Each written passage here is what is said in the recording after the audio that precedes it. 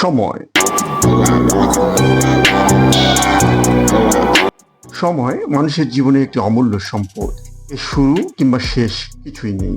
এটি আমরা তৈরি করতে পারি না, এটি ধ্বংসও করা যায় না। আপনার কাছে যে সময় আছে তা সীমিত। একবার হারিয়ে গেলে তা চিরতরে চলে যায়। সময় আমাদের সমস্ত কাজের উপর প্রভাব ফেলে, জীবনের বৃদ্ধি থেকে শুরু করে সাম্রাজ্যের ধ্বংস পর্যন্ত। মনে রাখবেন যে আপনি ঘড়ির কাঁটাকে পিছনের দিকে ঘুরিয়ে দিতে পারবেন না। আপনার কাছে যতটা সম্ভব সময় আছে তার পূর্ণ সদ্ব্যবহার করতে ভুলবেন না। সময় টাকার চেয়েও মূল্যবান, কারণ টাকা খরচ করলে তা আবার উপার্জন করা যায়, কিন্তু সময় একবার চলে গেলে তা কখনোই ফিরিয়ে আনা সম্ভব নয়।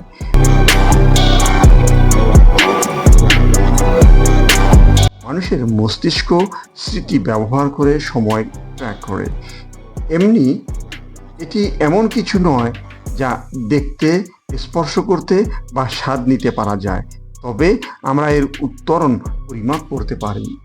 এটি অন্যের সাথে আমাদের কার্যকলাপের সমন্বয় করতে, ভবিষ্যৎ পরিকল্পনা করতে, অতীতের উপর প্রভাব প্রতিফলন করতে সহায়তা করে। তুমি কিভাবে সময় ব্যয় করছো তা ভেবে দেখার জন্যই সময় ব্যয় করতে হবে। একবার সময় নষ্ট করলে সময় তোমার পুরো জীবনকে নষ্ট করে দেবে। কোরআনের 103তম সূরা, সূরা আল আসর, মক্কা অবতীর্ণ। এই সূরাটিতে আল্লাহ তাআলা একটি শক্তিশালী এবং সংক্ষিপ্ত বার্তা দিয়েছেন।